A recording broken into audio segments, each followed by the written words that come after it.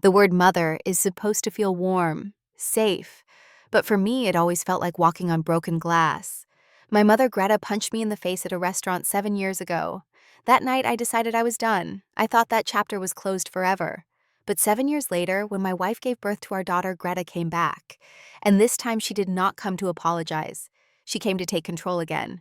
Before I share this story, let me know where you are watching from. Drop your location in the comments. And if you have ever had to protect yourself from someone who is supposed to protect you, hit that like button and subscribe. This story might feel familiar. Now let me take you back to where it all began. Growing up with Greta was like living inside a pressure cooker. From the outside, she looked like the perfect mother. She dressed well, she smiled at neighbors, she volunteered at church fundraisers. But behind closed doors, she was a different person entirely. My father left when I was 6 years old. I still remember that morning. I woke up and his closet was empty. His shoes were gone from the hallway. I asked Greta where he went and she looked at me with cold eyes. She said, "He left because of you. If you were not such a difficult child, he would still be here." I was 6. I believed her. For years, I carried that guilt like a stone in my chest. After my father left, Greta became even more controlling. She had rules for everything. I was not allowed to cry.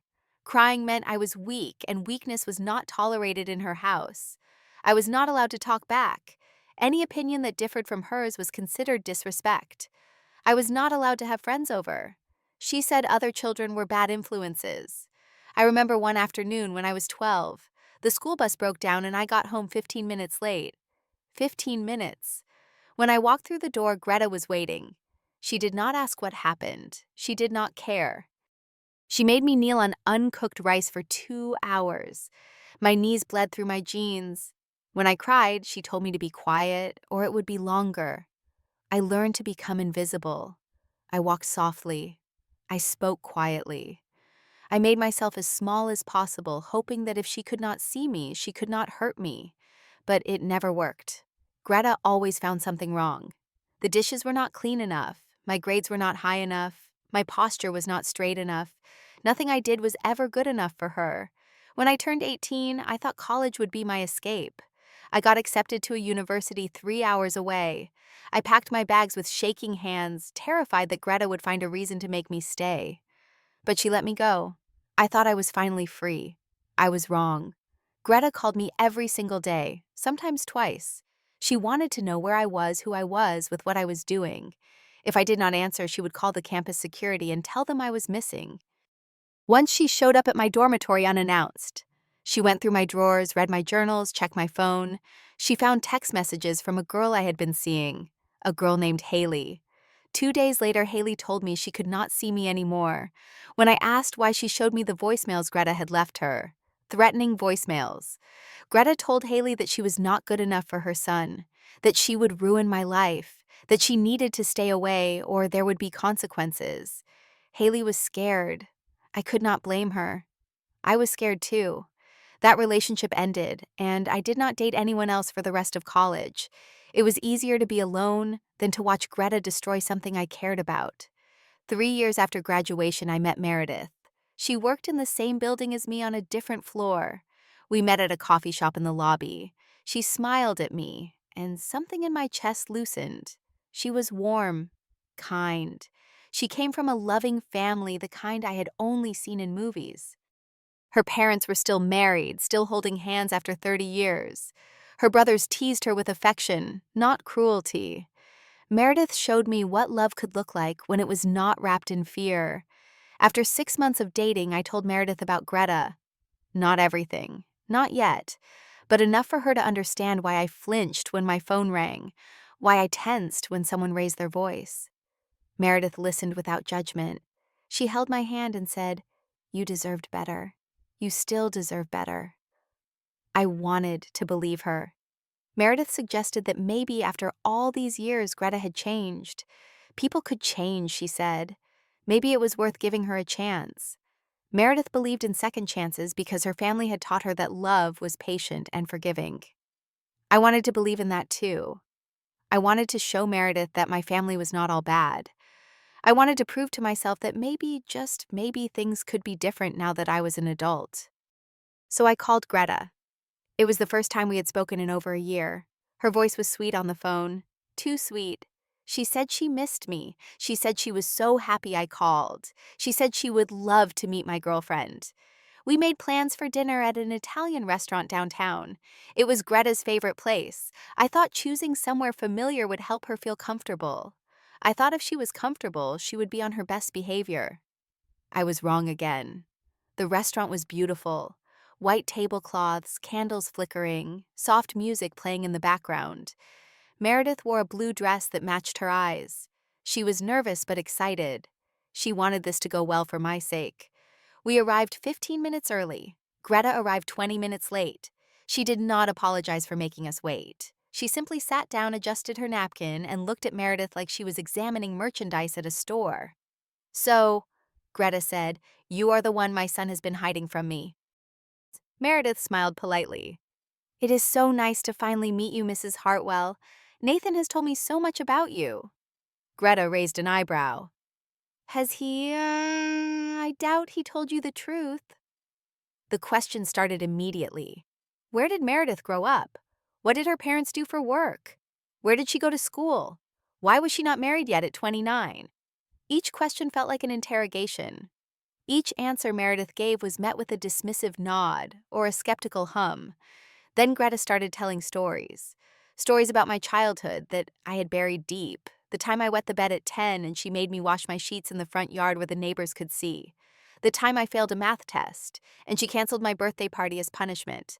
She told these stories laughing like they were funny anecdotes while I sat there wanting to disappear into the floor. Meredith's hand found mine under the table. Her fingers were trembling. "Nathan was always such a sensitive child," Greta said, swirling her wine. "Too sensitive, really. I tried to toughen him up, but some people are just weak." I felt something shift inside me. A door that I had kept locked for years started to crack open. Greta turned to Meredith with a pitying smile. "You know, dear, you are not the first girlfriend Nathan has brought home. And honestly, looking at his track record, I doubt you will be the last." Meredith's grip on my hand tightened. I could see the hurt in her eyes, but she kept her composure. She was stronger than me in that moment. I was not strong. I was angry. And for the first time in my life, I did not swallow that anger down. "Mom," I said, and my voice came out louder than I intended. "That is enough. You are being disrespectful." The table next to us glanced over. Greta's face changed. The sweet mask slipped, and underneath was something cold and furious. "Disrespectful," she hissed. "I raised you. I sacrificed everything for you. I gave you food, clothes, a roof over your head. And this is how you repay me by defending some woman you have known for 6 months over your own mother." I stood up. My legs were shaking, but I stood. "You did not sacrifice," I said. "You controlled, you manipulated. You made me feel worthless every single day of my childhood. There is a difference between raising a child and breaking one." Greta stood up too. Her chair scraped against the floor. The restaurant went quiet. "How dare you?" she whispered. "After everything I did for you." "Everything you did to me," I corrected. That was when she hit me. It happened so fast. Her hand came up balled into a fist and connected with my face. I heard the crack before I felt the pain. My lips split open. Blood dripped onto my white shirt. The entire restaurant gasped. Greta stood there breathing hard, looking at me like I was a stranger. And in that moment, I realized I was. I was finally a stranger to her control. "You made me do this," she said. "You always make me do things I do not want to do." I did not respond. I grabbed Meredith's hand, dropped a $100 bill on the table, and walked out. I did not look back. In the car, Meredith held a napkin to my bleeding lip. She did not say anything. She did not need to. Her presence was enough. That night, I sent Greta one final message: "Do not contact me again. I am done." I blocked her number. I blocked her on every social media platform. I blocked her email address. I cut every thread that connected us. And for 7 years, I heard nothing. Those 7 years were the best of my life. Meredith and I got engaged 2 years after that dinner. We married in a small ceremony at her parents' backyard. 20 guests, string lights in the trees. Her father walked her down the aisle crying happy tears. There was no drama, no controlling mother making demands. Just love. I started seeing a therapist. Her name was Dr. Paulson, and she helped me understand that what Greta did was abuse, not discipline, not tough love, abuse. It took me a long time to accept that word, but once I did, the healing could begin. Meredith and I bought a small house in the suburbs. We adopted a dog named Biscuit. We built a life together piece by piece, free from the shadow that had hung over me for so long. When Meredith told me she was pregnant, I cried. Happy tears like her father at our wedding. We were going to have a daughter. We were going to be parents. I was going to be a father. I promised myself I would never be like Greta. I would never make my daughter feel afraid. I would never make her feel like she was not enough. But then the letters started arriving. The first one came 3 months before our daughter was due. It was from Greta. I do not know how she found our address. Maybe a distant relative. Maybe she hired someone to look. The letter was written on pink stationery, the handwriting careful and deliberate. "My dearest Nathan," it began. "Not a day goes by that I do not think of you. I have changed. I have been going to church. I have been praying for forgiveness. I know I made mistakes. I know I hurt you, but I am your mother. I will always be your mother. Please let me meet my grandchild. Please give me a chance to make things right." I did not respond. I threw the letter away. The second letter came a week later. Same pink stationery, same pleading tone. The third letter came the week after that. Then the fourth. Then the fifth. Then Greta started calling my office. My coworker James came to my desk one afternoon with a confused look on his face. "There is a woman online too," he said. "She says she is your mother. She sounds really upset." I told him to hang up. He did. But the calls kept coming. Greta called every day for 2 weeks. She cried to whoever answered.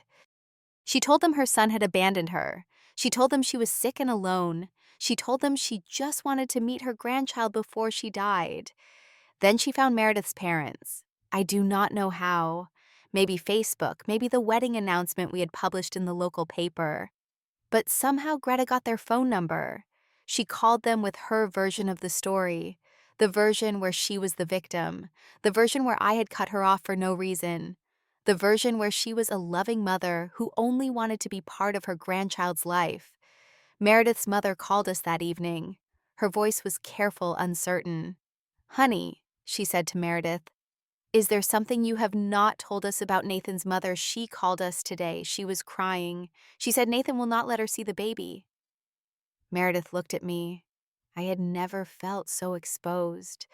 That night I sat down with Meredith's entire family, her parents, her 2 brothers. I told them everything. The rice, the punishments, the voicemails to Haley, the punch at the restaurant, everything. When I finished, Meredith's mother was crying. Her father looked like he wanted to find Greta and say things I cannot repeat. Her brothers sat in stunned silence. "We believe you," Meredith's father said finally, "and we will help you protect your family." 2 weeks later, Meredith went into labor. Lily was born on a Thursday morning, 7 pounds 4 ounces, with her mother's eyes and my stubbornness. She was perfect. The hospital was supposed to be a sanctuary, a place of new beginnings. But on the second day, I walked out of Meredith's room to get coffee and saw Greta standing at the end of the hallway. She looked older, thinner. Her hair had gone gray at the temples. She was holding a pink teddy bear and a bouquet of roses. "Nathan," she called out. Her voice echoed down the corridor. "Please, just let me see her, just once." I did not move. "I am your mother," she continued, walking closer. "I have rights. She is my granddaughter." A nurse looked up from her station. Other visitors turned to watch. Greta's face crumpled. She started crying loudly, dramatically. "He is keeping my granddaughter from me," she wailed. "What kind of son does this to his own mother?" The nurse called security. 2 guards arrived within minutes. They escorted Greta out of the building while she sobbed and pleaded and called my name. I watched her go, my heart pounding, my hands shaking. The pressure did not stop after we left the hospital. Greta's sister, my Aunt Dorothy, called me 2 days later. She is your mother, Nathan. She is not getting any younger. What if she dies and you never forgive her? You will have to live with that guilt forever. Some of my coworkers had heard about the hospital incident through the rumor mill. I caught them whispering when I walked past. One of them, a woman named Patricia, stopped me in the break room. I think it is really sad, she said, that you will not let your mother see her grandchild. Family is everything. She did not know. She did not understand. Nobody did unless they had lived it. Meredith was exhausted. She was recovering from childbirth while fielding calls from relatives and friends who had heard Greta's version of events. She never complained, but I could see the strain in her eyes. One night I could not sleep. I stood over Lily's crib watching her tiny chest rise and fall. She looked so peaceful, so unaware of the chaos swirling around her. My phone buzzed, a text from a number I did not recognize. If you do not let me see her, I will take legal action.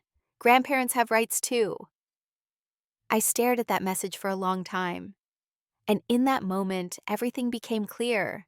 Greta had not changed. The letters, the tears, the pink teddy bears and roses, they were all part of the same pattern. Control dressed up as love. Manipulation disguised as reconciliation. She did not want a relationship with Lily. She wanted access. She wanted power. She wanted to prove that she could still reach me, still control me no matter how far I ran. I looked at my daughter sleeping peacefully in her crib, and I asked myself a question. Did I want her to grow up with the same fear I had known? Did I want her to learn that love came with conditions and punishments? Did I want Greta to do to Lily what she had done to me? The answer was simple. The answer was no. The next morning I called a lawyer. His name was David Thornton, and he specialized in family law. I explained the situation, the history, the hospital incident, the threatening text. He listened carefully and told me what I already knew: in our state, grandparents could petition for visitation rights, but the courts heavily favored parents, especially when there was documented abuse. We filed a cease and desist letter. It was formal, legal, final. It stated that any further contact from Greta would be considered harassment and would result in legal action. But before we sent it, I did something I had been putting off for years. I wrote Greta a letter of my own. I did not write it to change her mind. I did not write it expecting her to understand or apologize. I wrote it for myself. I wrote it so that I could finally say the things I had been too afraid to say as a child. Greta, I wrote, I am not going to call you mom because you never earned that title. A mother protects. A mother nurtures. A mother loves unconditionally. You did none of those things. You hurt me in ways that I am still healing from. You made me feel worthless. You made me feel afraid. You made me believe I was unlovable. I spent decades undoing the damage you caused. I do not hate you. Hate takes too much energy, and I refuse to give you any more of my time or my heart. But I also do not forgive you. Not because I am holding a grudge, but because forgiveness requires accountability, and you have never been accountable for anything. You are still playing the victim. You are still manipulating everyone around you. You have not changed. You have just changed tactics. I am not writing this to hurt you. I am writing this to free myself. I am closing this chapter, not with anger, not with hatred, but with clarity. You will never meet my daughter. You will never be part of her life. Not because I want to punish you, but because I want to protect her. I will not let you do to her what you did to me. This is goodbye. Do not contact me again. Do not contact my wife. Do not contact anyone in my family. If you do, I will pursue every legal option available to me. Nathan. I sent the letter. Then I blocked the new number she had used to text me. I called Meredith's parents and told them if Greta reached out again, they should not engage. I told my coworkers I did not want to discuss my personal life. I drew boundaries everywhere, thick and clear. The first few weeks were hard.